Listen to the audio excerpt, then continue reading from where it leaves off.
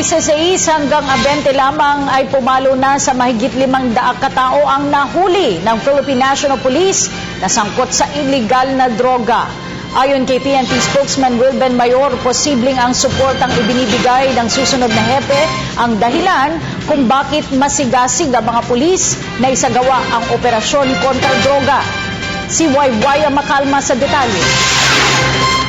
Panahon pa lamang ng kampanya ay sinasabi na ni President-elect Rodrigo Duterte na balak niyang mawala ang iligal na droga sa loob lamang ng 3 hanggang 6 na buwan.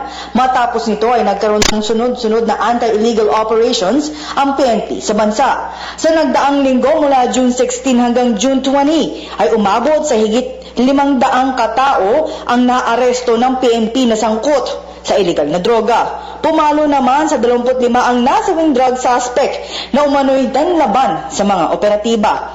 Naitala sa Region 4A ang pinakamataas na datos sa kanilang isinagawang operasyon at 20 rito ay nasawi. Dahil kabilang pa din ito sa pamumuno ni outgoing PNP Chief Ricardo Marquez, ay kanya namang ipinagmamalaki na bumaba ang datos ng krimen sa bansa sa nakalipas na 2 taon.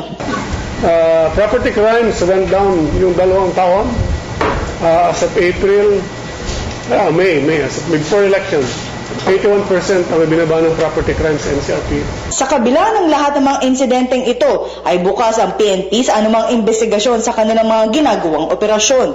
Partikular na sa pagtaas ng datos sa napapatay na suspect na may kinalaman sa iligal na droga. Paliwanag dito ni Police Chief Superintendent Wilben Mayor na sa mga operasyon ay nalalagay kasi sa panganib ang buhay ng pulis. Marahil anya kaya masigasig ang mga pulis sa mga operasyon nila ngayon ay dahil sa suportang ibibigay sa kanila ng susunod nilang Commander-in-Chief. Yung mga perception na of course yung quote-unquote cleansing because of yung marami namamatay is that kaya nga kami sabi ang stand natin is nabanggit natin na open kami sa investigation, open ang PNP, especially if the Commission on Human Rights will initiate such investigation.